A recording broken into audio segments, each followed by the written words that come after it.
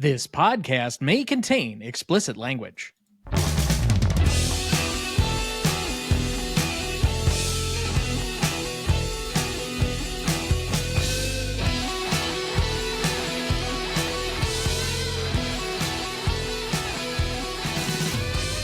Welcome to the Greatest Movie of All Time podcast, the show that uses a unique grading style to redefine what the greatest movies are.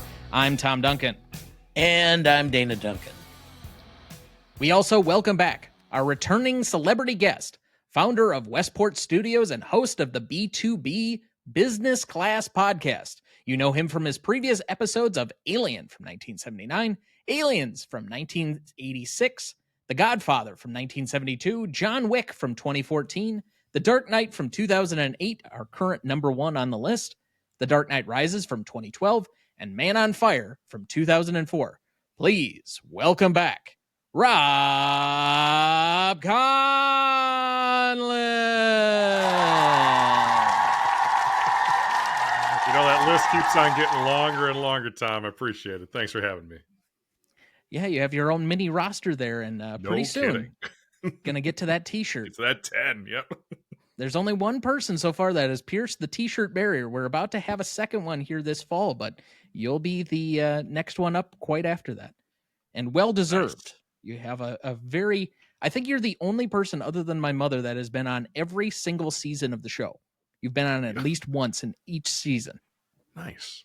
We also welcome back our other returning celebrity guest, the founder of Boss Locks Media and host of the Working While Black show. You know him from his previous episodes on Training Day from 2001, Get Out from 2017, and also Man on Fire from 2004. Please welcome back Walter Gaynor. It's a pleasure to be back. It actually really is nice to be back with you. I was really looking forward to this one, man. First time being back with the actual animated film. Shout out to The Incredible. Yeah, so this is only our third animated film that we've ever discussed on the show, unless you include Your Name, which is an anime film. But we did Shrek a couple of years ago, and we also did Wall-E with another former Podcast Town alumnus as well. So this is the second Pixar film, third true animated feature, but we're glad you were both on to dig into this one with us. Yeah, man. Tonight, for our 233rd episode, we discuss The Incredibles for its 20th anniversary. Written and directed by Brad Bird, music by Michael Giacchino, starring Craig T. Nelson as Bob Parr / Mr. Incredible, Holly Hunter as Helen Parr / Elastigirl, Sarah Vowell as Violet Parr, Spencer Fox as Dashiell Dash Parr, Eli Fusel and Maeve Andrews as Jack Parr, Jason Lee as Buddy Pine / Incrediboy / Syndrome, Samuel L. Jackson as What Are All of These Snakes Doing on My Plane? Lucius Best / Frozone, and Elizabeth Pena as Mirage. Recognition for this movie: The Incredibles premiered on October 24th, 2004. The film would be a massive box office success again for Pixar, grossing $631.6 million during its run and finishing as the number 4 film at the 2004 worldwide box office. Anyone want to take a guess what the top 3 films of that year were? They're all sequels. I'll give you a hint on that. 2004. One of the Star Wars films. No, it's too late. Yeah. Well, actually, the episode 3 is 2005. Oh, is it? Okay. Damn. So it was off a year. Avatar. Nope. No way. Too soon for that. And also the sequels. I told you all sequels. Yeah, all 3 of these are sequels. I'm working on listening.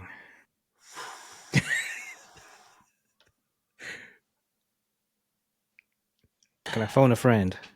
Sure. Who is your friend? Tom. Hello. Ooh. Dana might have it. Who is this? Is this 2, Walt as a British person? Yes. Call it for cost of porn. I'm on a podcast. One is a superhero film.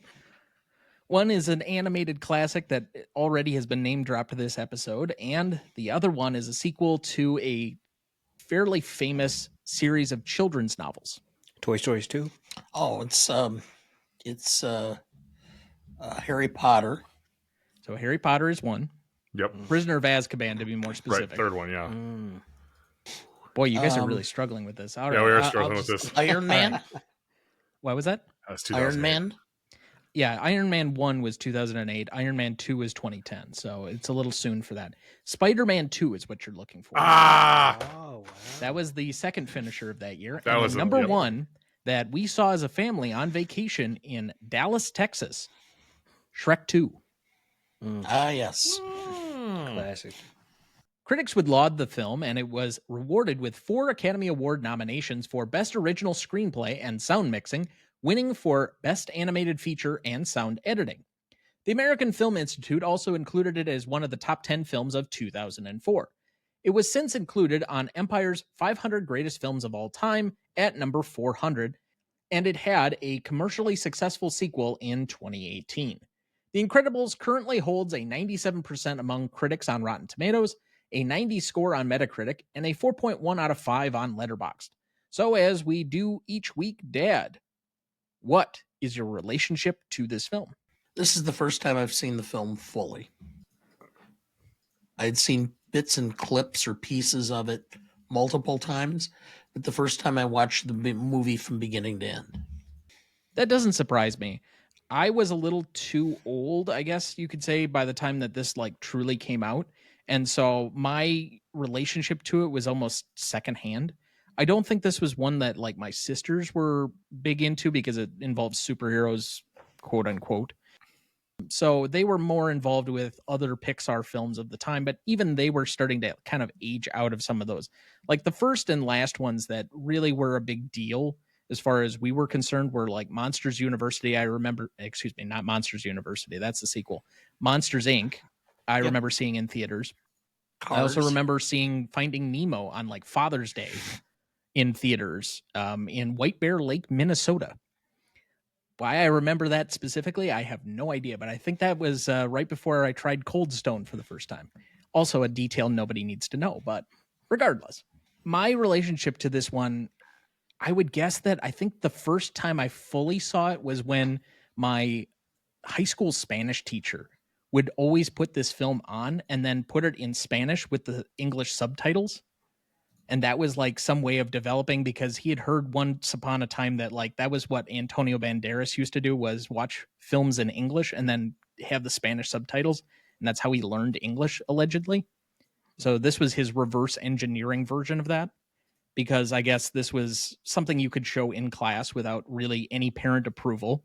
And it was, at least a good enough film that nobody was going to complain.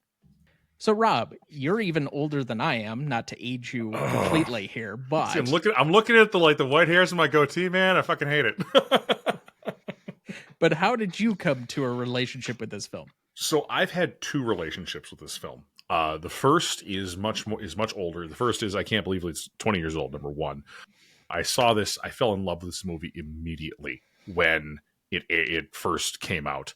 It was original. It was fun. It was a little bit of something for everybody. It was something that even 20 years ago, I was 18 years old. And it was something that I, as a young man, could be yeah, that's a great movie. It's animated, cool. But even my girlfriend and things like that could get into that at that time. And over the years, I've watched this movie again and again and again. And as I've aged, I've identified more and more with certain parts of the movie. And particularly lately, the one that I've identified with is Bob, and this is the second part of the relationship here, is his, he is going into hiding as a superhero. He's got an alternate identity and things like that. And you look at the dude and he's just out of shape. He's so broken down about life and things like that. And you can just see that it's worn on him. You can tell Bob's probably in his late 30s, early 40s, right? And I'm there now too.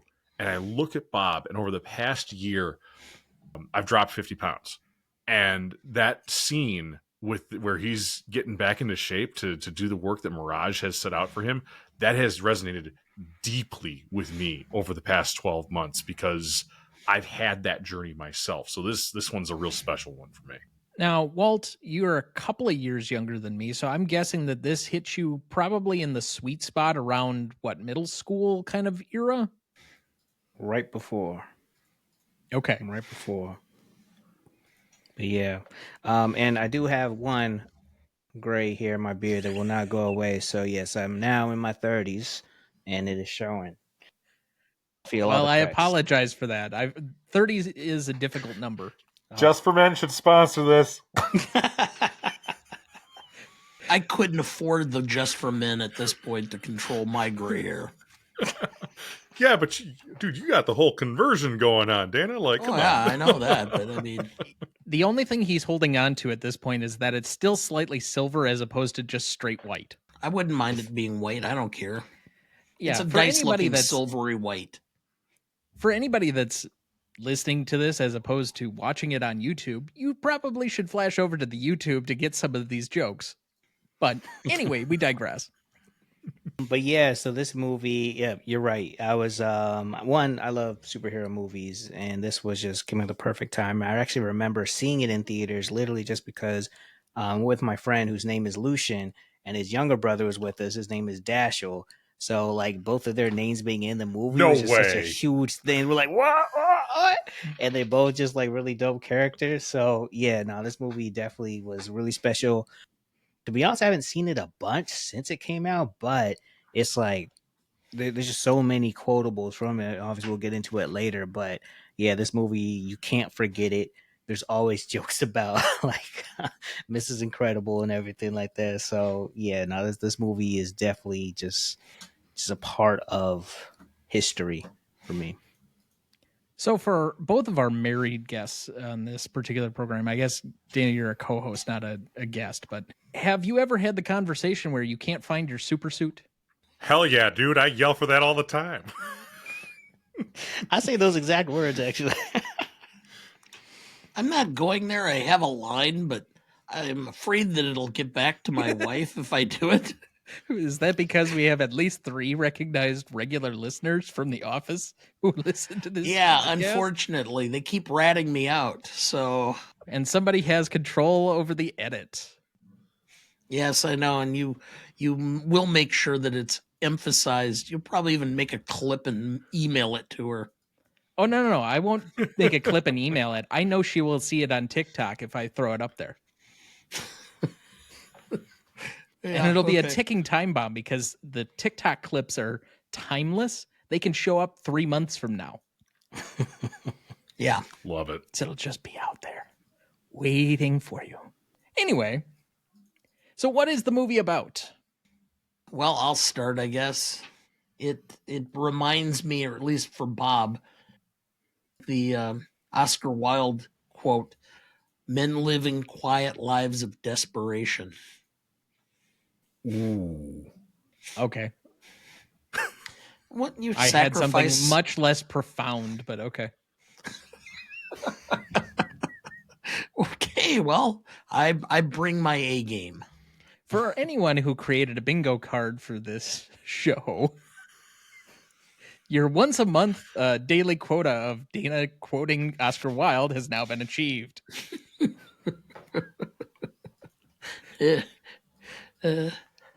I just had heroes embrace teamwork amid family dynamics. Yeah, I suppose it's a good one sentence. I suppose I might spruce that up with a little bit with like family of heroes comes out of hiding to embrace each other. And, you know, that's not terribly profound, but like there's a big aspect of like being true to yourself in this movie, I think, too. You can only hide who you really are for so long. There it is. Man, you know, rewatching this as someone who's now in his 30s, I definitely Yeah, old man. Old man Walt over here. God. Yeah. 31 this November. Dude, I got like 400 days to 40. Shush. I have a pair of boots that are older than you. Oh, really? Oh man. Oh yeah. I wish oh man. But yeah, no, this I looked at this movie and I just relate to Mr. Incredible Bob Parr just a lot more, and definitely Rob, what you were saying earlier. By the way, shout out to losing 50 pounds too. Hey, thank you. Man. I appreciate you. Yeah, but just like the whole idea of like making choices that are best for your family and making sure you're there, being present with them, and all that stuff. There's a lot of signs of just like growth, maturity, and choosing to be the family man versus the your old self that was like the maverick out here doing this and that. So yeah, I would say not as profound word wise what Data was saying, but definitely along the lines of like a superhero movie mixed with like fitting in with modern life and embracing this new lifestyle. I guess I chose to focus on the family dynamic and the teamwork aspects as the primary drivers for me, partly due to the fact that being a amateur Batman historian, there's often a lot of references to the family dynamic within the larger Batman catalog of figures. And there's a very famous title called Death in the Family, where Jason Todd passes away as one of the Robins. So I guess I just come at it from a very biased angle. I don't think there's a wrong way to look at this movie. There's just so many different angles. Mm-hmm. So where would this rank for you guys among your unofficial Pixar rankings? I'm trying to think where this goes for me. As far as like I love the original Toy Story, and Wally's pretty good, but like this is up there. This One is of them ones. Yeah, this is one of those movies that is, again, it's so delightfully original that I think it kind of outshines some of its contemporaries and things that came after it. I have Toy Story, Toy Story 3, Wall-E, Inside Out, Cars, Up. Incredibles would probably fit in here probably after Wall-E. And also by up, you mean down, right? Because that movie is sad as fuck in the first 15 minutes. Yeah. Depressing. Oh, man. I think I put this as number 3. I forgot about Inside, because I was going to say number 2, but I forgot about Inside Out, which, what an incredible movie. But yeah, I put this as number 3, Toy Story as 1, Inside Out 2, Incredibles 3. Yeah, I'm surprised that none of us have really said anything about two of the more early ones with Monsters Inc. and Finding Nemo. I think I'd probably have Finding Nemo pretty near the top. I think I have Toy Story 3 as probably number 1, Inside Out 2, then probably Finding Nemo, and then this one, if I were to give like a top 4. But it gets really dicey. Like, frankly, it's wrong answers only, no matter what you do. People hold these movies so dear because they grew up with them that it's going to be hard to have anything correct. That's for fact. somebody out there. Mm-hmm. So, Dad, you ready to dig into this further? Do you have our plot summary ready for us? I do. In a world where superheroes were once Christ. recovered. I had to do that. It's the way it started out, so I thought I would try it. Okay, go. all right. You know- I just was not ready All right. for that at all. In a world where superheroes were once revered, an oppressive government now forces these titans of justice into mundane lives of obscurity. Among them is Bob Parr, a titan of strength grappling with the weight of anonymity while craving the days of glory. Secretly slipping into the world of heroism, Bob is drawn into a sinister conspiracy masterminded by the malevolent syndrome, a dark mirror of what once was. When Bob is captured, the stage is set for a battle of wits and power, drawing his family into the fray. The Incredibles transcends mere action, weaving a tapestry of psychological and existential exploration with a family struggle against dystopian reality, becomes a comic odyssey of self-discovery and unity. Thank you. Did you know? Brad Bird got the idea for this movie in the early 1990s, basing the story on his own experiences trying to balance a career with family. Did you know? Lily Tomlin was considered for the part of Edna Mode, but turned it down when she heard Brad Bird's vocal performance saying, "What do you need me for? You got it already." When Mr. Incredible, Craig T. Nelson, is called into Mr. Humph, Wallace Shawn's office, at one point, Mr. Humph places his hand on a piece of paper. Judging from Mr. Incredible's expression, it seems like this paper is a termination notice. Actually, it is a memo to all employees letting them know that they will be responsible for buying all of their own office supplies. It also states that parking will be metered by the hour and that their electricity usage will be deducted from their paychecks. The letter concludes by saying that Insuricare has, quote, recorded its highest profits in years. Wow, that sounds like any company now. Great. Did you know? Writer and director Brad Bird was listening to Public Radio International and heard Sarah Vowell, a frequent contributor to the Public Radio International program This American Life. He felt her voice was perfect for Violet even though she had never acted before. To convince her, Pixar animators animated one of Vowell's segments from This American Life and sent it to her. Did you know? In order to give Dash a realistic out-of-breath voice, Brad Bird made Spencer Fox run laps around the studio. And with that, we will take our first break, and we will be right back. Before we jump back into the episode, next week for our 234th episode, we welcome back Kieran B. of the Best Picture cast and Jailan Salah Salman of In Session Film to discuss, Saw from 2004 for its 20th anniversary. You can tell how excited I am. Directed by James Wan, written by Lee Wannell, music by Charlie Clouser, starring Carrie Ewells, Danny Glover, and Monica Potter. You won't want to miss that one, so watch ahead of the show by searching the Real Good app to find where it's streaming for you. That's REELGOOD. Before we get back into the regular portion of the episode, Rob, what are you working on and where can people find you? Yeah, it's been an interesting second half of 2024. We did a big old reorg over here at Westport Studios, but that's not a bad thing, and that is something that is helping us move forward into 2025. Folks can find me either on LinkedIn, Rob Conlon, or Westport Rob, or they can find us at westportstudiosllc.com. Just refresh the website, which looks rather fun, rather nice. But we've been doing a lot of great podcasts, especially in the higher ed space of late, which has been a really great thing. Oddly enough, I never thought to specialize, but higher ed and the trades have been two areas that we've really dug into lately. And if anybody's listening who is in those spaces, I would encourage you to take a look at some of the folks that we're working with as far as like trying to help those industries out, not only hire good people, but also find ways to make them survive and thrive into, the mid 2020s here, because higher ed's facing a lot of challenges. The trades are facing a lot of challenges too. So we're trying to help mitigate and win that with podcasts. Sounds good. Mm-hmm. And Walt, what are you working on and where can people find you?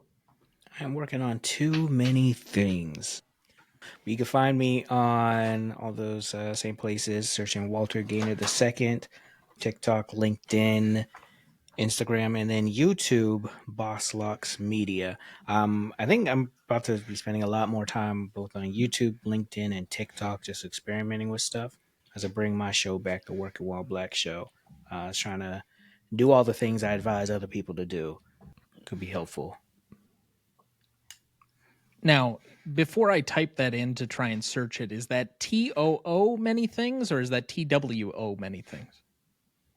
TOO-TWO many things a lot. So it's a ballerina podcast, Tutu? Tutu. The podcast is the Working While Black show. It's all about career growth and entrepreneurship advice. All designed for Black professionals, but really the information is for everybody, just coming from the mindset of creating resources that I didn't find when I was on my ascension. Excellent. Ooh, ascension sounds great. Thank you. I just pulled that one out. Atta guy. And all of their links will be available in both the website and the show notes. So if you want to check them out, you can look for them there. Otherwise, it is time for everyone's favorite segment, Ask Dana Anything. We don't have any submissions. So unless one of our guests is willing to bail you out, we'll have to skip this segment and maybe cancel it altogether. I don't think what I want to ask Dana. Okay.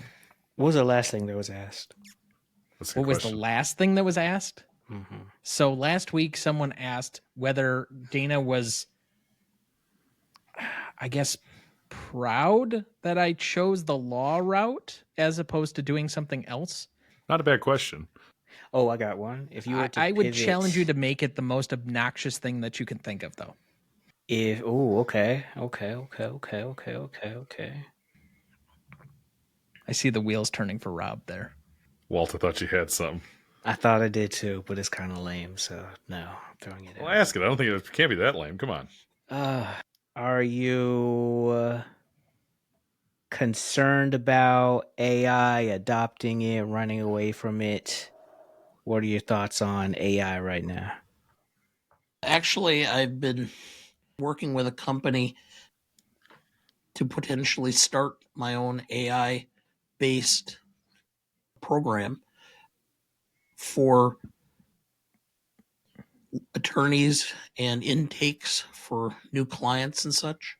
I have to get back together with them and such. So, no, I am always involved in trying to look at what technologies are coming and where there may be areas to grow or advance. And my kids all think it's hilarious that I have all the apps and that I spend so much time on TikTok.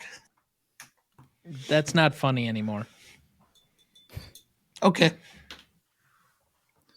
But it's you spend too much time on TikTok. it keeps me a little bit more grounded to pop culture a bit. So yeah, no, I'm embracing it. I'm looking for ways it is helpful. I've taken several classes on it and how it applies for lawyers. So much of it, though, right now is just junk. In fact, I got to call Westlaw about it because, quite frankly, and I don't care if I say this publicly, Westlaw's AI system is horrible and pointless, and I want to get rid of it. I paid for it, and I'm like, what a waste of money. I could do better off with Chat GPT and for free. So, Walt, I think this was an excellent question because I'm actually always really curious about how a, no offense, Dana, a laggard industry like legal, which is still very much pen and paper and things like that, takes something that is truly state of the art and like bakes it back in when it gets it wrong. And if you get things wrong, people go to jail or they pay lots of money or like I think your perspective on this is really interesting. So, Walt, great question. but it's a tool, okay? And you can use tools Like most lawyers. improperly or you can use them properly. Okay, that was good. That's what's up, though. That you're adopting. I feel like you're more than adopting it. You're like about to be innovative with it, leading the pack. I try a bit. There are not too many lawyers out there with podcasts, and I'm hoping I'll get mine up and going here eventually. But we've gone through several iterations of it, and hopefully we've got a formula now that we like. Nice. All right. Any other potential questions? Part of me wants to ask something about the election, but like, I was thinking that too. We talk about it all the time on here. I know. Everybody knows our opinions. I guess for all three of you, I don't think it's as close as people think. I really don't. I think that there's a major polling flaw with Gen Z, and I think that what we see is the dead heat between the two candidates, and I think Gen Z is not picking up their phone, not responding to the truckload of text messages I get on this damn telephone every week, and they're not telling people who they're voting for, which I think is and really I also interesting. there's two other areas. I follow a guy who's a professor of science, various sciences, retired from Duke, and he says he's been watching all the polling and they've been adjusting it because they were so far off in 2016 and somewhat off in 2020. And so they've been adjusting it and it's coming out more favorable towards one side. The other thing that is happening that's literally all polling does. All of them adjust for a house effect based on what they think the electorate will look like. That's how all sampling is done.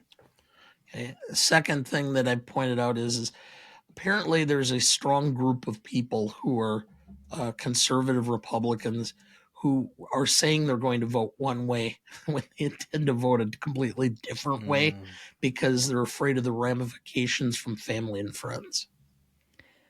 I will hold fast to my prediction that I made in January that one, Donald J. Trump will win the election, and there has been next to nothing that has convinced me otherwise. As much as that displeases me personally, I think the rest of it is wishful thinking. Yeah, I don't think it's wrong to rule that out as a possibility at all. Because 2016, it was like, oh, landslide, no chance. And then, If you don't at least deal with the reality that it might be a 50-50 toss-up and that there is a possibility, a very strong possibility he has of getting back into the White House and potentially having all three branches of government again to do whatever he wants to do, you're setting yourself up for a 2016 style depression again. Shocker. Yeah. Interesting. Because I think right now the Senate is, just based on numbers alone, is pretty much all but gone for the Democrats. They're going to lose the West Virginia seat, which we had by the skin of our teeth to begin with. And we were trying to negotiate constantly with somebody who really only partially wanted to be in our favor. And then we're going to lose the Montana seat. So it's going to be down to 49, even if we hold everything else. So unless you're going to pick up Florida or Texas, which, let's be honest, those are probably well out of reach, and you hold Ohio somehow because Brown, the other Brown, Sherrod Brown, holds Ohio because he's one of the more talented politicians in the entire country, you're still at 49. So at that point, you have no ability to change the judiciary at all. It'll be basically stagnated from that point of view, and that's the only real lawmaking that's going on in the country right now. So you'll have an ineffectual presidency, even if she does win. Interesting. Angles I hadn't considered before. I feel like that was more of an Ask Tom than Ask Anna. Yeah, I'm sorry. I have a lot less pessimism. He wasn't a operative who was inside the soup at times like I was, so maybe he has the ability to be a more optimistic outsider point of view, the, let's say, West Wing political people, as opposed to myself, who takes a much more cynical view. Whatever can go wrong will go wrong. And have a happy day. Yeah. Well, thank you both for helping, I guess, keep the segment going. Yeah, I mean, you'll have to edit the shit out of that, but... Well, yeah. Anyway, let's move on to the rest of the program. We left off at best performance. Dad, who did you have down? Brad Bird. For the concept, the basis of the film, the screenplay. I would agree, but I will also put the thing that just, if anything else, tips it slightly over the edge. One of the more interesting, dynamic, and rememberable characters about this movie is Edna, and he does the voice. Yeah. So he's also my best performance. I think I got to jump on the Bird train too, especially for the Edna. Like, hey, you're doing cross gender voice acting, which takes talent, number one, but number two, to create no capes. Like, come on, like what's the first thing people think about in this movie? No capes. I have Elastigirl. I think underrated, but when I was watching it, especially when she snuck into the secret base, I was thinking, like, is she a better superhero than Mr. Incredible? I don't know. So, yeah, going for Elastigirl. You might have a point there. Is she a more tactical superhero than Mr. Incredible? Mr. Incredible just brute forces his way through stuff. Pick something up, throw it. All right. Elastigirl can't do that. I have Holly Hunter as my best secondary, partly for those reasons. I think she is much more central to holding the film together. While we're definitely focused on Bob being the protagonist, he's kind of the guy that gets in his own way most of the time and is what creates most of the friction in the movie. Whereas she seems to be the one who's constantly solving problems.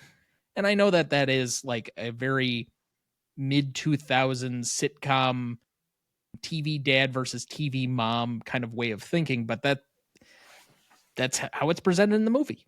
Other best secondary performances. Jason Lee, buddy, syndrome. Goes from sweet kid to diabolical. I love it. I love it. I think it's fabulous. I had Craig T. Nelson. Just got to have some coach. I have Edna. For all the reasons you mentioned before, if I had her just secondary. Or him. I do wish Frozone had a bigger role in this because Sam Jackson's always fun. Always fun. Yeah, I think that was one of my did you knows, and I don't know where it ended up, but I think Brad Bird specifically wanted Samuel L. Jackson because he wanted the coolest sounding person. It's hard not to do Sam Jackson in that regard. I wish they would release a cut of this where Sam Jackson could, just where Just is my react. super suit? Expletive inserted here. The Incredibles act After Dark. Yes, the PG-13 or better version of it. Yes. Why language. are all of these mole men in my fucking city? He has a good voice acting credits too, actually. I just thought about that. He did Oh, yeah. video games. Oh, yeah. Well, I don't think he's really seemingly turned down work in the last 20 years either. I mean, would you? Probably not. I mean, there is a calculation that Sam Jackson is the inflation-adjusted highest grossing actor ever based on the totality of all of his films. Oh, Because he's really? been in so many different franchises. So you think Yeah, I about the suppose. Avengers and Star Wars, and he was in a Die Hard movie. He was in a Pulp Fiction. So he's got a lot to his name overall that aids to that. He's just been in a lot of stuff. Between him and Morgan Freeman, I swear they've had the older African-American gentleman corner basically monopolized for 20 or 30 years. Yeah. That's a fact. So is that like leaving ground to Denzel, or is Denzel going to still try and be a leading man? Keep churning out Equalizer films. I'll be happy. Fair enough. They do those like Mission Impossible. Just don't stop. Equalizer 27.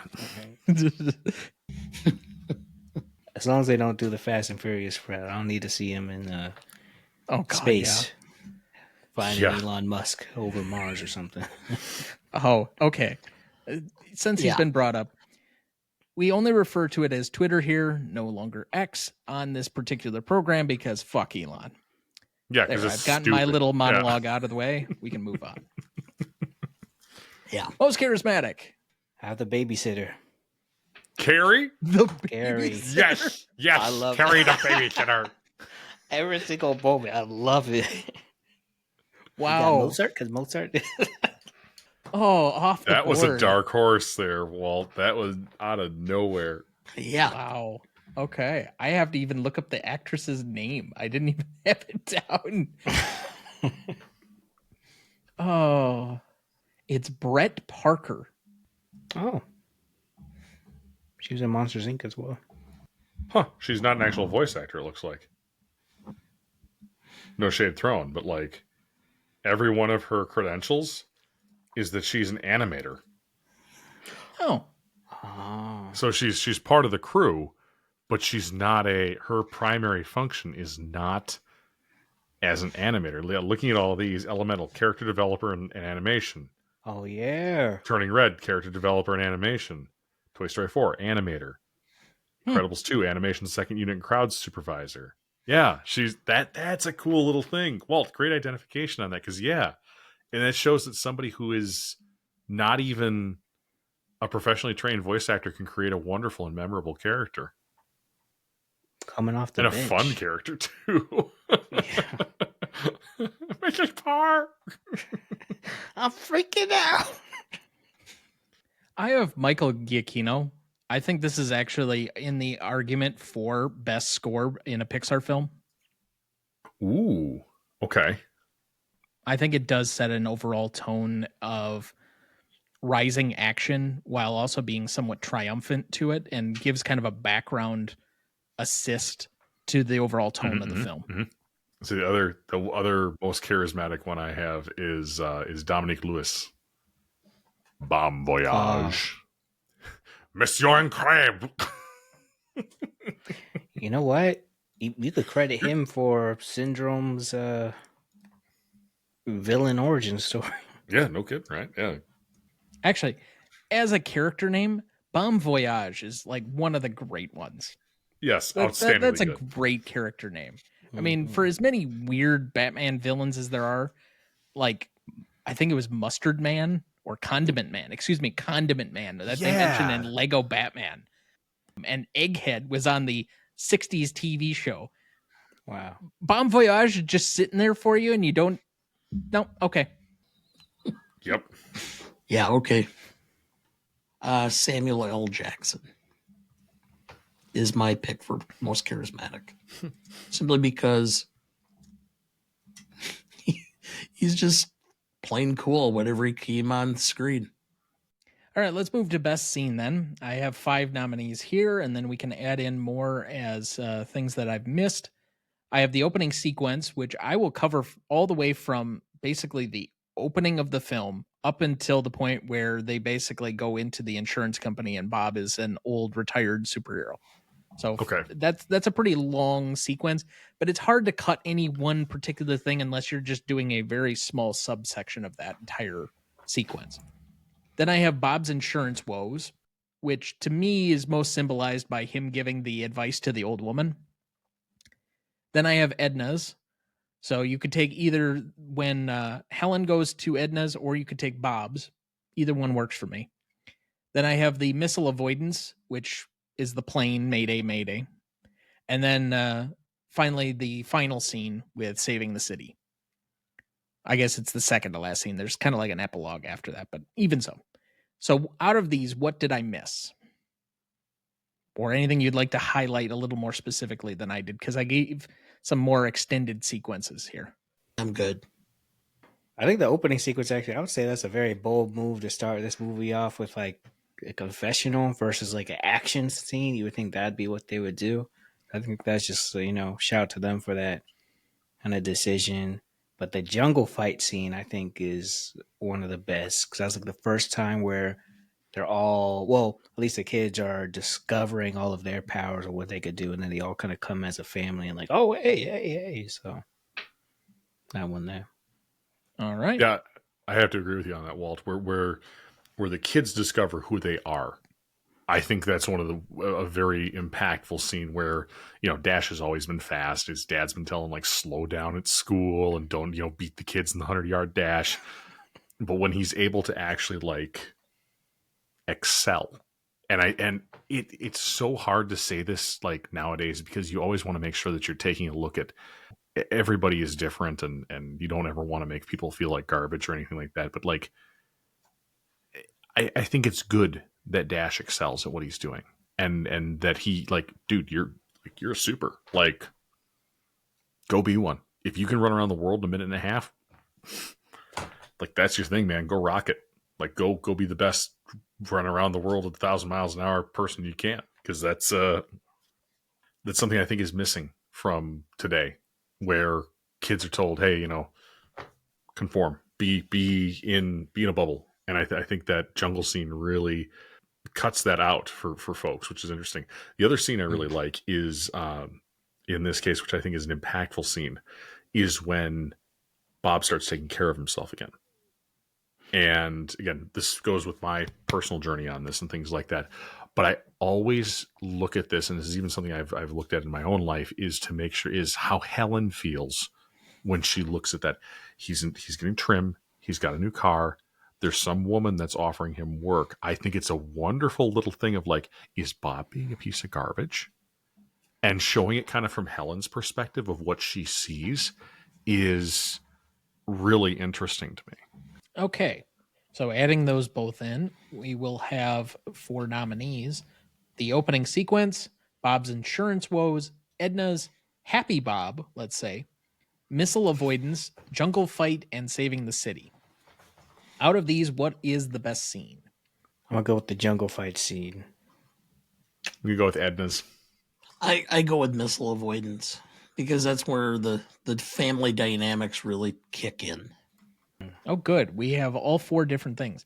I think for the table setting of the opening sequence, it's hard for me to beat that because it was so creative in the moment to have, because everybody like universally accepts and loves superheroes, to think there's a world where superheroes are basically banned. And it really exposes that the true antagonist in this film are litigious lawyers. That is hilarious coming from you. It landed exactly how I wanted it to. Yeah. Anyway, well, favorite scene though, I would have saving the city. I just like the ending of the film and kind of how it all plays out and finishes up. And I think it wraps up fairly well. You obviously incorporate Frozone and everybody's kind of got their own thing going on. So it makes for a good ending trying to tackle the robot. Oh, totally. And I think they leave it on such a perfect, like it's totally set up for a sequel, which is great, but you could have just left it alone. Had Incredibles 2 never been made, it's like, oh, and this is a kind of a comic book style thing where, oh, next adventure right there. I think the end scene is my pick too for favorite scene, just because you get to see everybody doing their stuff, but also that it dovetails nicely into, if we want to do more with this, we can. It took them 14 years, but I mean, when they did it. I know they did. I haven't seen the second one yet, actually. It's kind of funny. It's actually a decent sequel. I wouldn't say it's as strong as like some of the Toy Story sequels, like Toy Story 2 or Toy Story 3. And I think Inside Out 2 is probably better than it, but it's still a strong sequel comparative to some of the other ones that they've had. Cars 3. I'll say, without spoilers, I'm impressed with the way they transitioned to like in the sequel, the way they started off based on that last scene. I feel like there was a really interesting. Once again, the team behind The Incredibles, they got that opening scene down. Other favorite scenes? For me, it's Bob's insurance woes. Every 40-year-old guy has been there, where you just feel like you're completely going through the motions because you've got a family and you've got to support them, and your dreams and hopes and wishes are kind of put on hold. Just remember to always ask yourself, what's best for the company? It's like a Fuck clock. that.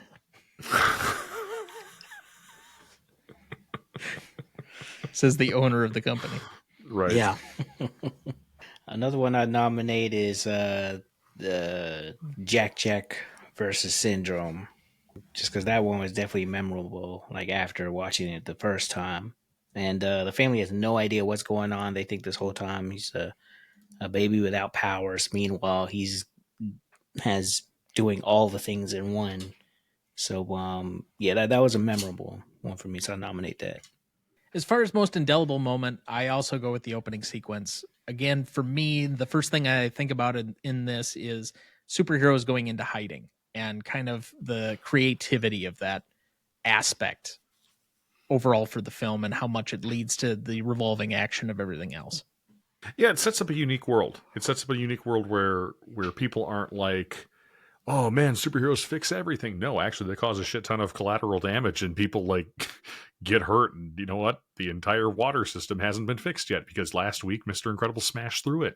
Like I think it's kind of funny to take on like and thinking about all the things that are going on in the world right now, like a hurricane showing up and wrecking Tampa Bay right now. I feel like if you had Superman and Lex Luthor tearing around even a smaller city like downtown Milwaukee, you'd be having buildings with holes in them and people getting slammed into the ground and that takes money and time to fix. So I think it's really interesting to say that there's an interesting angle to that, but I also have to kind of wonder is that how did the government in the movie, and maybe this is an unanswered question for later in the show, how did the government in the movie get people to stop? Like, these are superhuman beings. How do you make them stop? You assume a certain level of the greater good. Perhaps. And because they were covering all of the lawsuits or all the I was going to say, or is it lawyers?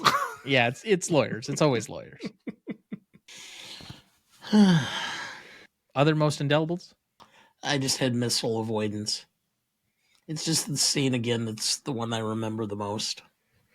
I think Edna showing off the suits for me. Yeah, just when she's talking about like the cape, like why no capes? right. Yeah. Oh my god, that is pretty funny. The one that I think is probably the darkest moment though is when Bob stumbles upon Gazer Beam and realizes that he's sketched out the name or the password and things like that.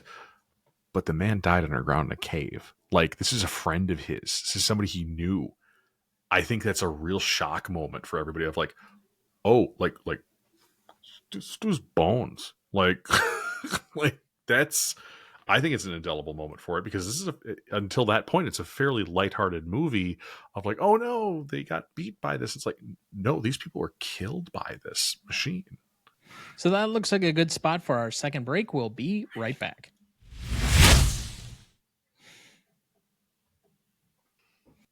Before we jump back into the episode, and before we get to the Stanley Rubric in a minute, if you're ever curious about our master greatest movies of all time list that has every graded movie we've ever discussed on the show, there's a link in the episode description of every episode of this show, or you can go to RonnieDuncanStudios.com/Gmode podcast and find it as the top entry on the greatest movie of all time podcast show page.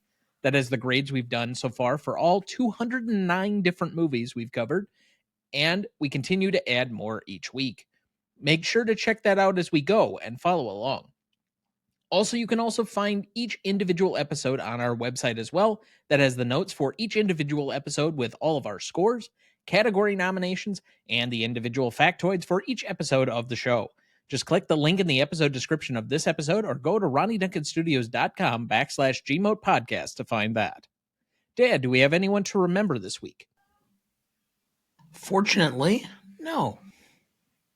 All right, well, we will move on. That takes us to our much less awkward transition into best funniest lines. I will start. You tell me where my super soup is, woman. We are talking about the greater good. Honey, greater good? I am your wife. I am the greatest good you are ever gonna get. That is quoted in my house frequently. With whom in which role? I'm wondering where my damn super suit is, and it's usually something that's right in front of my damn face, and the lady says, like, listen up, you married up. There's always a reacher and a settler. Yes, indeed. The one person settles, one person reaches, and I did not settle, because she's amazing. I got Bob after he got home from work.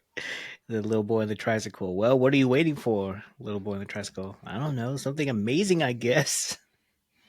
Me too, kid. Me too. In the RV. Dash, are we there yet? Mr. Incredible, we get there when we get there.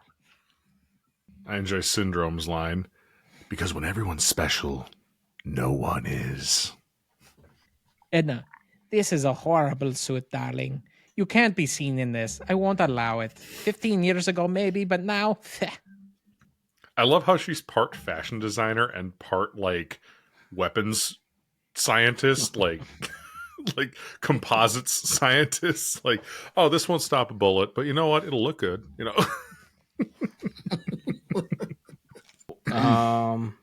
It's during that press conference and opening scene. It's time for their secret identity to become their only identity. Mr. Incredible, no matter how many times you save the world, it always manages to get back in jeopardy again. Sometimes I just want it to stay saved, for a little bit. I feel like the maid. I just clean up the mess. Can we keep it clean for 10 minutes? All right. I love when the plane goes down and the three members of the family minus Mr. Incredible are all there in the water, and Dash is losing it. We're dead. We survived, but we're dead. He's just losing his shit in the middle of the ocean. I think it's hilarious. Syndrome. See, now you respect me because I'm a threat.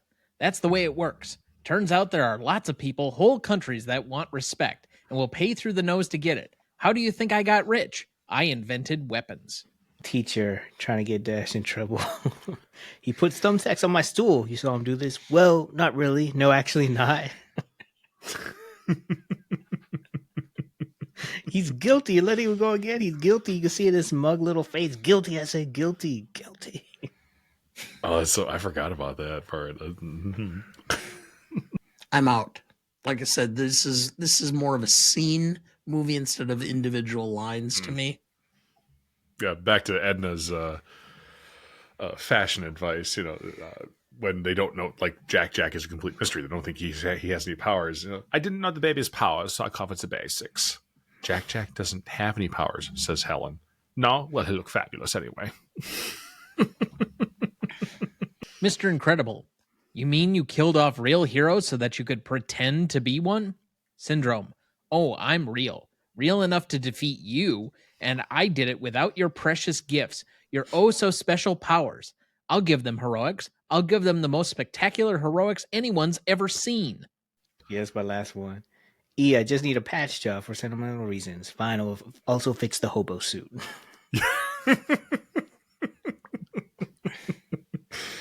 One that a buddy of mine and I reference all the time is just after that Syndrome line about, small countries, paying for respect and things like that, is when Mr. Incredible takes that opportunity while Syndrome is talking and hurls a log at him. And he goes, oh, you sly dog. You caught me monologuing. I can't believe it. You caught me monologuing. My last one. That was totally wicked. Any others yet? My God, you've gotten fat. Ed and Bob. Like, damn, lady. I resemble that remark. All right, let's move to the Stanley rubric then. Legacy is up first. If you have not listened to the show before, you will be informed that Legacy here, we split between the audience and the industry as to how they would both interpret this category. And we take this at least 5 years after the initial release. So roughly from 2009 to now, what is the legacy of this film? We usually start with one of us as the co-hosts. Dad, do you want to go first or second? I'll go second. All right. So legacy-wise, I think this is part of the greater, I would say, peak era of Pixar, more or less.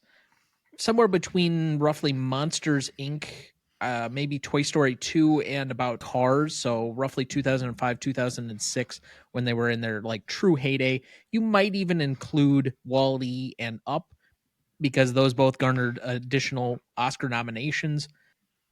And I guess Toy Story 3 is in 2009, but roughly that 10-year stretch during the aughts would be considered their general peak, more or less. I think they've had some good outliers since then. Inside Out obviously comes to mind. I think they've had some other exceptional films. I thought Soul was really good. I don't know if it's quite to the level of some of the other ones that they had in their heyday, quote unquote. But I do think because it gets kind of lumped in with all of these other great favorites, unless you have individual singular attachment to this as a kid, I don't know if it holds up in the same way that certain other Pixar films might. So for some people, Monsters, Inc. is their jam. For some people, Finding Nemo is their movie. For some people, it's Cars. For some people, it's The Incredibles. Each person has their own franchise within this that they kind of really go to bat for. And so even though I don't think there's almost generally anybody that's going to be opposed to this, I can't say that it has the overall sentimental fervor that maybe some other favorites might have. So I have that at a 4 for the audience. As far as the industry, the fact that there was a sequel, the fact that this is considered to be one of the peak animation eras, the fact that it was a very successful movie, finishing number 4 overall worldwide in the year that it came out, and obviously was a swoon at the time for what Pixar kind of I think this is about the exact same time when Pixar was absorbed by Disney. Even though Disney was distributing, they had just been, I believe, purchased, and they were kind of absorbing Pixar into the larger Disney library. So as a result, I do think it has some industry legacy to it. The fact that it was highly successful, the fact that it has a sequel. I also have that at a 4. I can't say that it's much beyond that because other than Pixar basically putting out hit after hit after hit during that peak era, what else is there like long term that you can really point to? And the fact that Pixar is somewhat declined as a brand in the last roughly 5 years, I think also hurts it a little bit overall as a stock. Maybe that's not this movie's fault particularly, but the fact that they've kind of gone sequel heavy doesn't help either. So from that standpoint, I'll give it a 4 on that. I have an 8 overall. All right, for the industry, I also have a 4.5, simply because this kind of cemented Pixar as a major player. And I think it really did foster the merger then with Disney, because Disney wasn't going to beat them. So, as Disney often does, if you can't beat them, join them. Or have them join you. And so I think that really fostered it.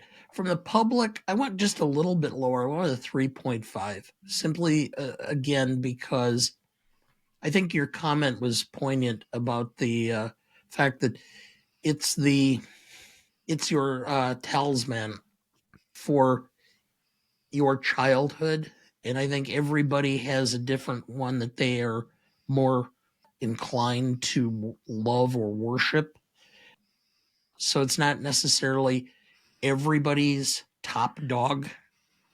So I'm giving it based on the fact that, outside of that 5 years, the numbers are going to be higher within the 5 years for me. So I wanted the 3.5. So I'm at a 8 overall.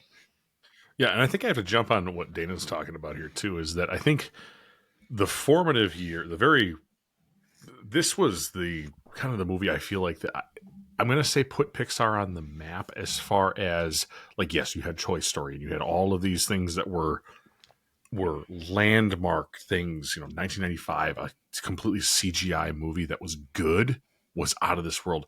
But this is where it was like, oh, Pixar is cranking out the hits. And I feel like The Incredibles was the first one of those things that, while it may not have been as influential, to earn that 5 points for industry influence and then 5 points for legacy and things like that, it's a solid, like you guys have said, an 8 across the board of where this is going. Like, that Pixar can crank out high quality stuff, and they did throughout the aughts, which is just incredible. And I have a couple of differing opinions on some of the later movies and things like that. You guys speak fairly high of Inside Out. I didn't really care for it all that much, but that's fine. Maybe it wasn't a movie made for me. They get no shade thrown. If somebody likes it, whatever. I thought, this is, to me, The Incredibles is almost like peak Pixar, even if it's not a 10 out of 10. I have it as a 8 overall, even 4 and 4. I started reading. Why am I drawing the blank? Hold on. I started reading a book by basically the founder. Oh, Imagine How Creativity Works by Jonah. I don't know how to pronounce your last name, sir, and I do apologize. Jonah Lehrer.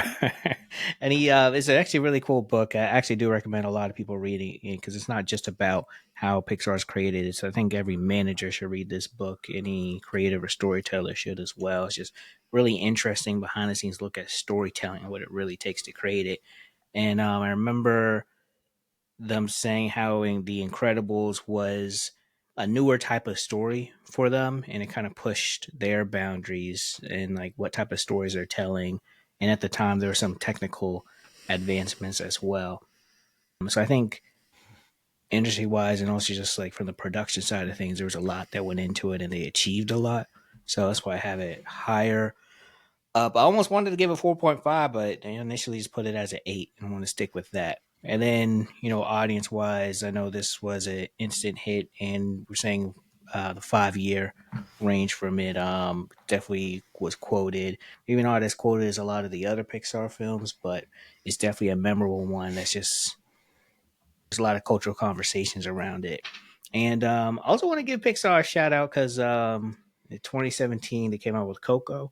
And I don't know if that's talked about a lot, but that movie I think was really well done and kind of told a story of a culture that's not always highlighted as well. So I think Pixar still got a lot in there. I will say they've had there was a stretch with some sequels and a few movies that I personally didn't see some of them, and I don't think they were really had the same impact, but that happens a lot with sequels. But no, I think Pixar is still up there. So going back just briefly to Rob's comment overall, trying to look up kind of the box office finishes on particular years for Pixar movies as far as what the trend was and where you might make an argument delineating between which one really kicked down the door. If you say, this is now Pixar's a particular brand. I would actually personally make the argument for Finding Nemo the year before, just personally, because all right, Toy Story did well. So you have one. Then you did Toy Story 2. That really cements that you've kind of got this. And I'm skipping A Bug's Life because that was kind of an afterthought.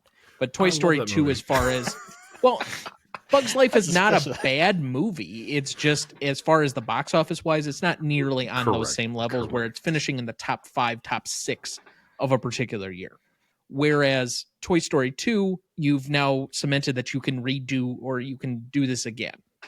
By the time we get to Monsters, Inc., it's proof of concept that you can go beyond just Toy Story and do something well.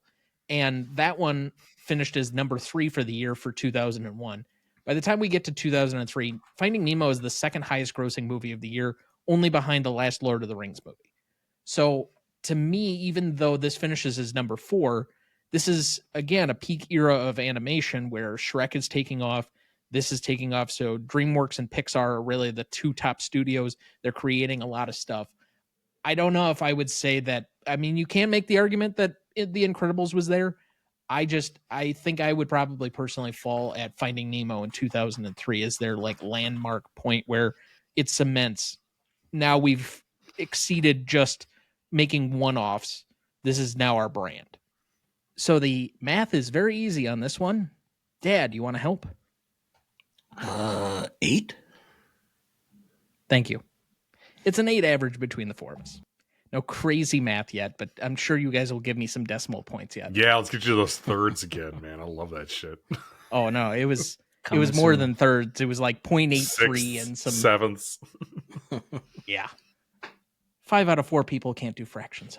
Anyway, impact and significance. I will start again with this one. The fact that it's nominated for 4 Oscars, including an original screenplay, is an extraordinary achievement to itself. I'm hesitant to give it a full 10, given that this is an animated movie, but again, proof of concept. I'll give it a 4.5 because I reserve the 10 for Jaws, Star Wars, when we eventually get to that next year. Certain other films that are just at that 10, so I'm at a 9.5. I'm going to jump in here because I want to challenge your thought that an animated film can't be a 10. I didn't say that it couldn't. But you're talking about some incredible animated stuff here, man. I think Toy Story might be a 10. The OG, sure, okay. It was a game changer. Yeah, I just want to make sure you're not holding things that are drawn or animated with CGI to a different standard than what is held with reality. Because I see a lot of stuff, especially in content creation and whatnot, in that animation is always held at a lower level critically than live action and things like that. I know in some of the communities that are out there, looking at things like, again, just cartoons, or even just, if you go across the ocean for anime and things like that, that you have these folks who don't see it on the same level as real cinematography, even though it tells equal to, if not sometimes better stories. Can I give you one of our bona fides here on this category then? Since you're challenging me. Hit me. Our current highest rated film of the 2010s is an anime film. Good. Which one? Your Name. I had to go watch that episode. I haven't seen it. That's when I went into kicking and screaming because I thought for sure anime, I was going to hate it. And I was shocked. So it is available on both Amazon with, I think, some type of premium subscription. So it may not be on the regular Prime, but it's available on Crunchyroll if you have that. I have 4.5 for the industry again. It didn't get the big awards for the nominations, and so I just couldn't quite go to the 5. But for the public, having the 4th rank and the money it made, it's a 5. So I'm at 9.5. All right. Do either of you want to join the ranks of the 9.5s? I'm going to get there. I think so. I think it's one of those things where I think Dana nailed it, is that for the average person, you know, like this has 4 Oscar nominations, you said, Tom. And for the average person, though, that this is an incredible movie. And you look at all of the things that you can see in this film that make it great. I mean, even just the water effects and things like that, you know, that they get dumped in the ocean when the plane goes down. Like, their hair is wet. Like that's, and it looks, as much as an animated thing is, it looks real. Like, that's pretty incredible. So I think there's a lot to this movie. And I think I'm going to jump on your 9.5 train. All right, Walt, are you here to ruin the average? Yeah. I Shit on am. I have an 8.5. Oh, Ooh. It is not even for anything bad. I just have it as a 8.5. I don't know if I could go above 9. I think it's incredible, impactful, but I think I don't know. I think maybe when I was going through the ratings, I just kept thinking about a lot of the other, you know, Pixar films that were created, and I do think this one is incredible. No pun intended. Actually, no pun intended. Yeah, that's my 8.5. So that's a 9.25 average between the 4 of us. Let's move on to Novelty. Now, this is a category where I have been dividing it between the originality of the idea. So this might have to do with the nomination for original screenplay. Just saying that might be a factor, as well as the execution. So if you divide the category between 5 and 5, what is the novelty score? Dad, let's start with you. It's still a superhero film, so I couldn't give it a full 5 for the originality. It's playing off, but it is how it does it is original. So I went with a 4 for that. And for the execution, I went with a 4.5. So I'm at a 9.5 overall for it. Don't you mean an 8.5? Excuse me, 8.5. Misspoke. So I'm only slightly different. I think that this is a fairly creative movie, but still existing within a familiar trope. And it doesn't feel like it's completely reinventing it, just giving it a slightly different twist. So I have 4 for the originality of the idea. On the execution, I think it's a fairly well executed movie. I already said that I think the score could be arguably among the top ones of Pixar. You might throw out like a Soul or certain Toy Story movies that have a slightly better score overall, but I think this is right up there with those as the best overall score in a Pixar movie. I think from a direction standpoint, from a casting standpoint, voice casting specifically, that you have a lot of good talent around this. Even people that we mentioned before aren't necessarily natural or professional voice actors, but people that they still found able to do the parts and do them effectively, creating memorable characters despite the fact that they weren't otherwise. So with that all being said, the only, I guess, knocks in this is that I don't feel that it's like quite on the level of a full 5 execution in the ways that I have other things where it just truly excels for me. So I have an 8 overall. I've got a 9 on this for you guys, 4.5 and 4.5, because I think the one thing that we aren't factoring potentially is that this is a superhero movie before superhero movies were a thing. It's 2004. The superhero movies we had were Spider-Man 2, I think. I think you mentioned that earlier, Tom. Yeah, and it's about the same. One of the, I think, possibly 2 of the X-Men movies. The original. So at this point, yeah, we would have had X2 and X2. We would have had Batman before the Christopher Nolan trilogy. We would have had the Superman movies from the late 70s and 80s. Yeah. And this was a fresh take. This gets a 5 here for me for that. This was before any Marvel stuff. Iron Man was still almost 5 years out in 2008.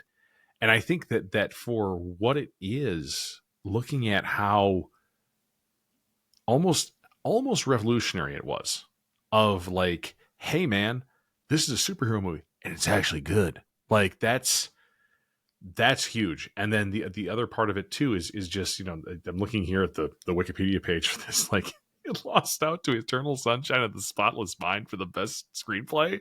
Like, okay, like if I'm Brad Bird, the Incredibles team, like I'll take that L, like seriously. So I think that this particular movie is really something that is almost more than the sum of its parts, because it is so pre what we expect today from Hollywood, from a studio of like, oh, it's a superhero movie. Well, we all have, because between 2008 and 2024, we've had 70 Marvel movies. You know, like that's big, but this predates that all, and I think that's really worth noting. So, I believe I said 8.5 on this. You said 9. 9. Sorry, 9. So the average is holding steady at an 8.5. I gave this one a full 10. All Kinder the than me. reasons Rob just shared. And I think also, I was looking at it like among the superhero movies, this definitely does stand out. One from the time period, but then, I mean, if you just look at the time period, I think it kind of gives you a different look at what superheroes are, like the human side of them. And other than that, I'm thinking about the Amazon original series, The Boys, which also shows the human side of these heroes from like a whole super dark place. So this That's movie a did go weird ass back up. show. But like, you're so weird. I just started watching it this year, to be honest. I'm late to it, but whoa. But yeah, I think this one, to me, it did feel unique in regards to what those type of stories are, and I think it was relatable to people who don't even like superhero movies as well. And I didn't know that it basically just lost out to Eternal Sunshine. So I mean, shoot, if it wasn't an animation, who knows? I don't know. It had some pretty stiff competition, Walt. I mean, it was their 5 nominees: Eternal Sunshine, The Aviator, Hotel Rwanda, Vera Drake, and The Incredibles. I mean, like, This is the That's tough. second place finisher, if you ask me. The Aviator was I not don't think I've great. seen The Aviator. It not was great, okay. but it had enough panache. It had that, like, oh, let's talk about Howard Hughes, like blah blah blah, kind of things like that. But Hotel Rwanda, I like that movie was I don't want to say a life changer for me, but like looking at, like, it was one of those movies you watch and you go, oh shit. But neither here nor Eternal there. I think it was Sunshine coming. is a all-time original screenplay winner. Correct. So So. I think it would have taken third or second place had Eternal Sunshine not been there to Hotel Rwanda. I do want to say before I forget, just there were a couple of other films that I forgot to mention as far as comic book or superhero in there. So Hellboy was out before this, and Eric Bana's Incredible Hulk was out before this. That's a forgettable one. And Yeah. not to forget, Sean Connery's last film, The League of Extraordinary Gentlemen. Was that really Not his gonna last lie. film? That's his last Oh, film. yeah, it was. Oh shit! What a note to go out on. I'm not gonna lie. I loved that movie when I was younger. Oh, it's like Van Helsing. It's dog shit, but it's fun there's to watch. another one. Yeah, Van Helsing was like 2003. Yeah, again, dog shit, but fun to watch. This is like when the superhero genre was like campy as Was shit. campy and stupid, and So, Yeah, so if and I was have trying to to see you out reinvent it. walking a dog, Rob will know what you're doing.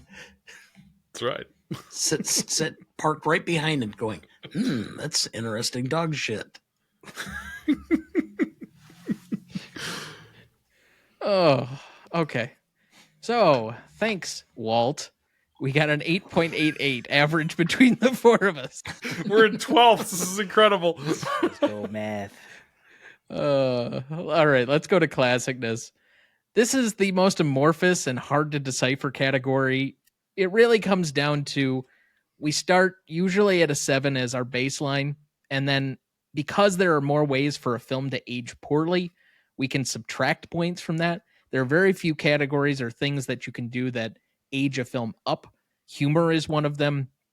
Overall quality of like the special effects or graphics is one of them, especially with like practical effects. So like a Jurassic Park might get high grade numbers for that because the graphics on that still look excellent for being a 20 plus year old film.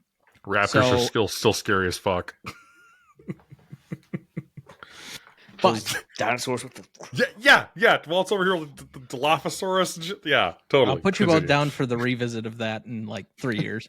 let's do it. Let's hit it. 30th anniversary? 40th anniversary? No. It'll be like 30th 35th by that point. 35th, whatever. Yeah.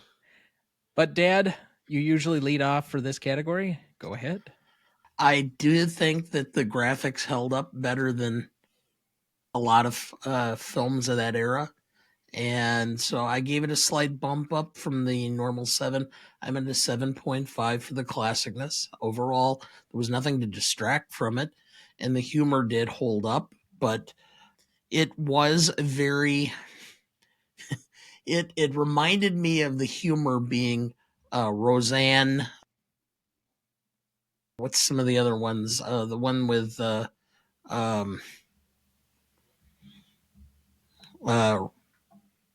Help me to help you. Married with Children? Yeah, well, Married Ted and with Peg Children, Bundy?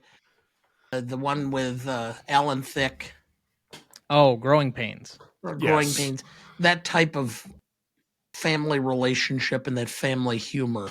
It just seemed like that late 90s or early millennial or millennium. Both shows that you listed are from like the late 80s, early 90s. Well, but that just kind of fell into that to me. So I couldn't say that it was exceptional humor, but it was nevertheless. So that's where I am, 7.5. Okay. All right, Walt. So you don't ruin the average this time. We'll let you go second. I have it as an 8. And you know something I forgot to mention before? I'll just mention now is to me this is also kind of like a period piece in a sense as well. I don't know what period, but it's definitely what is that 60s? Go on. Yeah. Yeah, just everything about it. Just I feel that though it represents that time period well. But yeah, I have it as an 8 for classicness. Easy to rewatch. There are no cell phones and there's no real mention of the internet. So this might be like architecture. 90s, Oh, early 90s.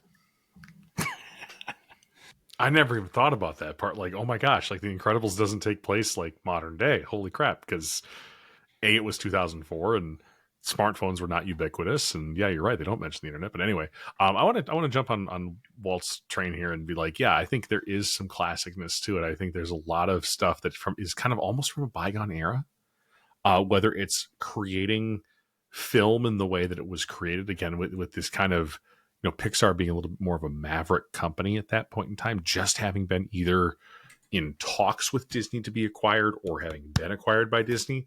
I think there's a lot of, and one of the things I love about this movie is that it's so, is there another movie before this that talks about a family of superheroes? Maybe. Yeah, I was going to say the only other yeah. thing would be a passing point, Walt. reference to like Batman and Robin, but after the bat nipples, nobody was really going to watch that. That movie was so, oh my God. Great memories of that movie. Anyway. But like The only time anyone said that. Superhero was, oh, it was funny. My dad owned a dental practice for 35 years and his hygienist took us to a movie, my sister and I, and it was that movie. And I was like 12 or 13 years old. And it's ingrained in me. Seeing George Clooney on screen and things like that. It's funny. But I digress there. I just think that this movie, I don't think you could make it now. I think you would have. There's been too much other stuff that's occurred with the Marvel universe, multiverse, whatever you call it, DC trying to do their thing. I don't think that this movie would be a blip now. I think it would be almost like a failed children's film. And so I think for this, I have to give it a 9 on that classicness and how appealing it can be, because man, if that movie's on somewhere, whether it's at like my brother-in-law's house and his kids are watching it, or I want to watch it with the wife or something like that, I'm all about it, man. Cause at the end of the day, I'm kind of Bob Parr. Even though I don't have 3 kids. I got 0. So that sets it up for me to ruin the average. Good, do it. As I will do. So I'm going to be the person that actually goes down from the baseline. Ooh. So I don't think there's any reason to give points up on this. Work on it's not ahead of its time on any particular issues. It's funny, but it's not what it's trying to be.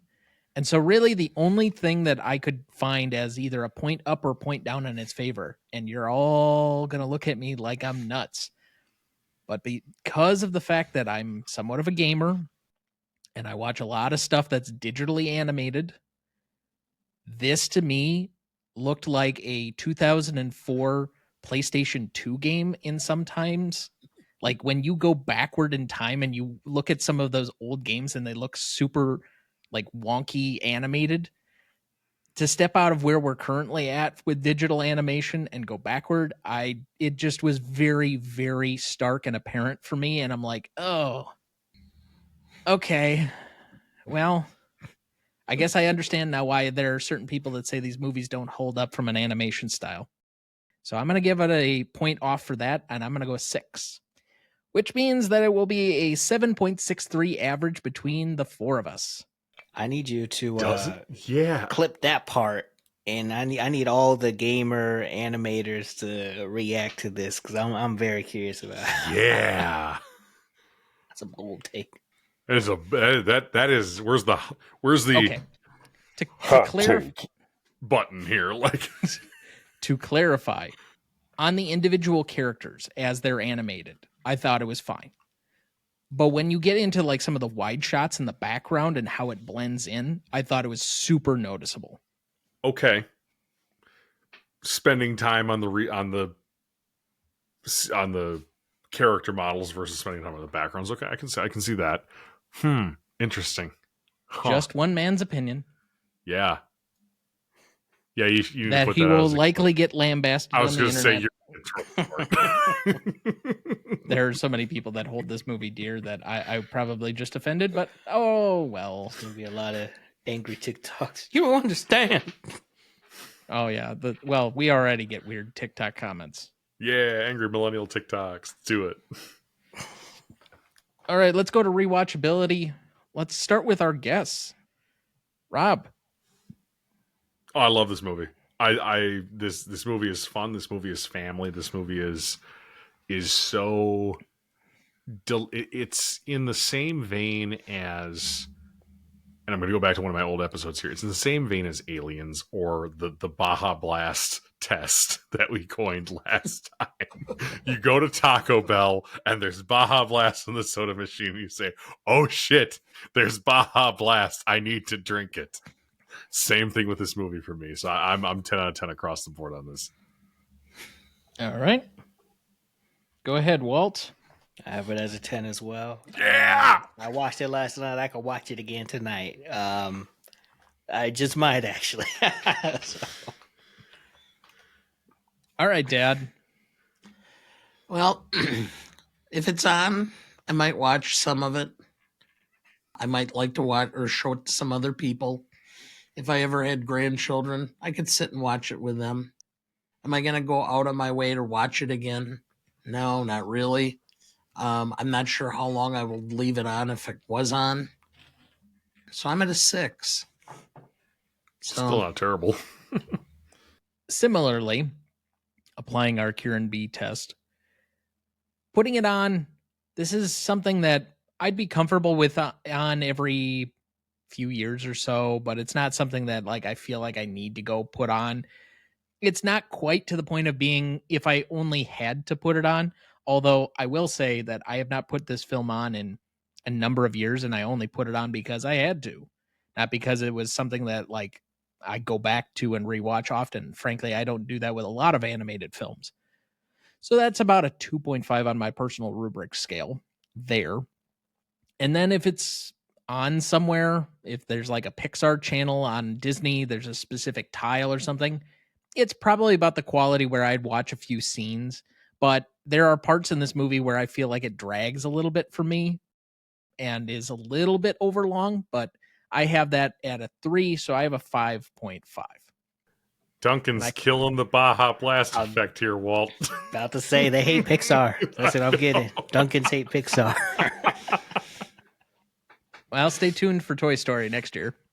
The first 3. Ooh. So that's a 7.88 average between the 4 of us. Wow, that got crapped on by you guys. Those last two, really. Well,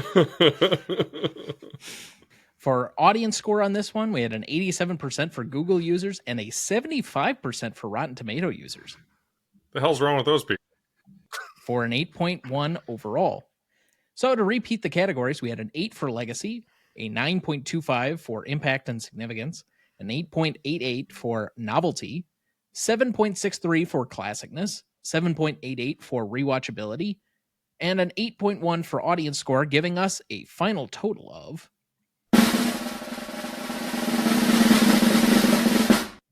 49.74, and currently placing it on our list between Dr. No and E.T. for 61st overall.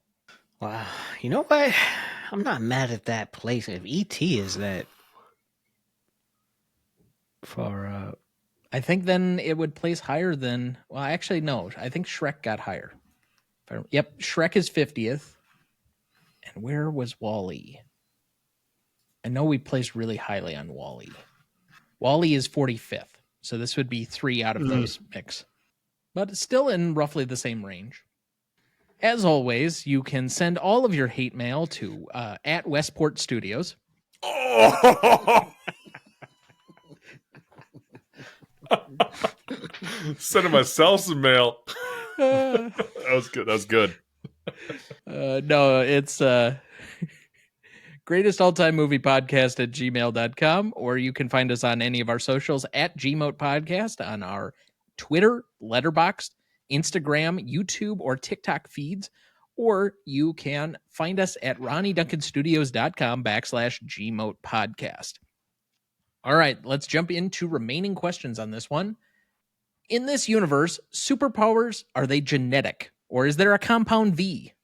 well, the kids got superpowers, but they were different superpowers, which never made any sense to me. But Well, let's say Frozone has kids. We're assuming that his wife is not super enabled. Does his Are kid? we? Well, I mean, she's never Well, really she joined the didn't join fray. in. Yeah. He talked about like Lightning Girl and stuff like that at that one point of like how he's meeting women. I was just looking at this. Let me see if I can look this up. Yeah, super ladies are always trying to tell you the secret identity. I think it'll strengthen the relationship or something like that. I say, girl, I don't want to know about your mild-mannered alter ego or anything like that. I mean, you tell me you're a super mega ultra lightning babe, and that's all right with me. I'm good. No, I took that as he was like single at that time. Let's assume they are a mixed enabled couple. Okay. Does their child have powers? Dude, it's Punnett Square time. Like, get that Dmitry Medvedev shit going. Like, parent one, yeah, Walt knows what I'm talking about. Parent one has this gene, and it winds up in 2 of the kids. Yeah, is it dominant or recessive? Who knows? Well, I was going to say, is superpowers a recessive gene? But what name did you say? Dmitry Medvedev, I thought that was the former president of Russia. or is it Mendeleev? Hang on. You have to say the name really quickly. His rubric. The father of genetics, I thought, was the monk. Okay, Dmitry Medvedev is the chairman of the Security Council of Russian Federation. Gregor Mendel. Gregor Mendel, that's who I'm thinking. I'm sorry, wrong. Mendel. He's Russian. Medvedev. He was not Russian, I don't think. Ooh. yes, He was Austrian. Sorry, wrong European person who specializes in genetics. Fixing things. Domination. Biogeneticist. yeah. How does Syndrome know about Jack Jack? Like, did I simply miss a plot point? Amazon order history. What is something that kind of gave it away? I don't know. He's surprised when he sees that Mr. Incredible is married to Elastigirl, so he doesn't know the family history. True. Yeah. But he could know that he has a wife and kids because it seems like he didn't really know. Actually, you know what? He didn't know anyone's real identity Exactly. until Mirage was following Frozone, and that's when they discovered who Bob Parr really was. So very likely they knew who everything about his family, where he works, but just not their actual identity. So in a way, all the superheroes really did take care of their identity. So I think they just knew that, okay, 1, 2, 3, 4, baby's missing. Yeah, Walt, you might actually have a point on that. There's something you can do to an email address called reverse append, where you submit the email address to a data broker, and they will tell you almost anything you want to know about that person. Like, what's the price of their home? What's the, like, what do they drive? What are all these like factors about it? But they don't have the data. So if I'm thinking if there's a piece of data that Syndrome got that he fed to a data broker that said, I know this is Mr. Incredible. What is he likely to have? And the data broker would come back with, well, he's 95% likely to own a Ford F-150. He's 95% likely to be married. He's 95% likely to have 3 kids. Like, you can actually do this in real life. It's ridiculously weird. But, like, I bet that's kind of one of the things that Syndrome looked at. Mm-hmm. Oh, yeah, reverse appending is terrifying, just so you know. Stop trading my email address for ebooks. Bingo!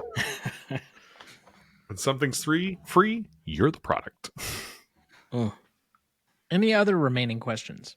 None for me. How did Elastigirl get such a good relationship with her pilot friend? She knew them before Bob. Okay.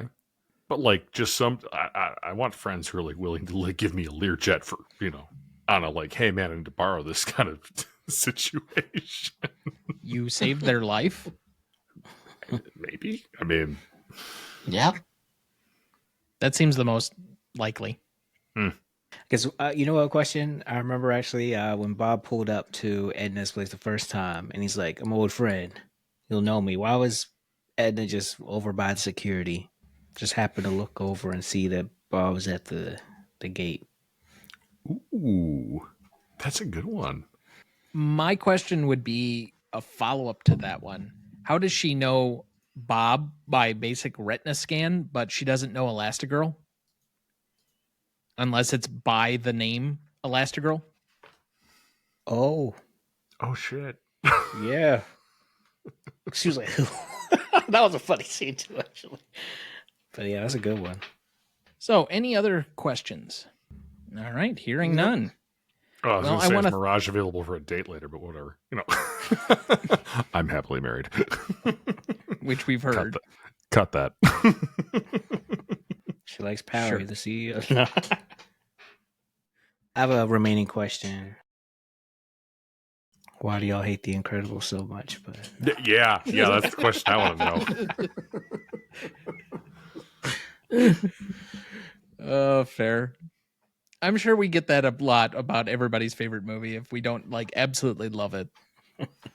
Well, and the other side of it is if we aren't at least somewhat critical when you've done 230 some movies, you'd have everything like within points of each other, like Well, we fractions do have of a lot point. we have a lot of movies separated by 0.01, and we have a lot of ties. Yeah. Such as currently 93rd on our list is A Night at the Opera, then His Girl Friday and Major League are all tied. Wow. They're completely different. Okay, I was and going to go Vertigo, to the top of your list. Yeah, go ahead. Vertigo, The Bridge on the River Kwai, and The Hangover are all tied. Not a fan. Not a fan of Hangover. Oh, The Hangover? No. I feel like it my ruined God. bachelor parties. I got an axe to grind against that, but anyway. But like looking at, I mean, Tom, even looking at your top movies, 3rd place and 9th place are separated by just shy of 1 point. Inside of that, 4th place and 9th place separated by less than half a point. So getting quite granular here. Yeah. Yeah. 210 different movies now on the list. Mm-hmm. We started originally with a proposed list of 434 films. So we're almost halfway to that original list, and we've covered several things that weren't on that list. Damn, cue the Bon Jovi. We'll see if both of us make it that far. But anyway, I want to thank our guests for being with us this week, and we always enjoy having you. We will have you both back at different times, although not together next season. But first, Rob, again, what are you working on, and where can people find you? Yeah, trying to make the best B2B podcast for folks who are looking to help up their game when it comes to business and marketing. Rob Conlon, Westport Studios. You find me on LinkedIn. Connect up with me there. It's always a good time. And you can always catch me on B2B Business Class if you are in the B2B space. It's a great resource for you folks. And if you like my voice, it's a great way to get more of it. And Walt, what are you working on, and where can people find you? You can find me on all the places. Search my name, Walter Gaynor II. But podcast-wise, my main focus is the Working While Black show, a show all about career growth and exploring entrepreneurship, trying to capture the stories of going from surviving to thriving. I'm also just kind of fun fact, I'm in this like kind of career, not really pivot, but career kind of digging into being into media a lot more, just pursuing a lot of different things in podcasting and social media and stuff. So might see my face pop up a little bit here and there as I come out from behind the camera, but still just helping a lot of people create good shows. Yeah, you're always a great follow on LinkedIn, man. Seriously, the content you put out, buddy, is outstanding. Like, you're number one in my feed, I tell you what. Man, I appreciate that. Hey, totally, Walt. I love you, man. Well, thank you again both for being here, and we always appreciate having you. Dad, any more remaining thoughts for the rest of the week? No, not really. I'm going to be digging into the 1967 films for a guest appearance on Revisionist That I've only been Almanac. telling you need to get to for like a month. It's been a little busy the last few weeks, so, but yes.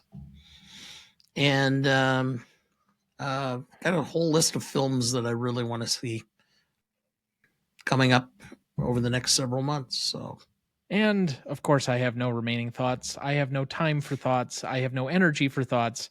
I am in law school, in purgatory. So I will leave it there. I love it. I know you do. There's a lot of schadenfreude going on. Oh, yeah. But that'll do it for us this week. Thank you for listening. Want to play a game?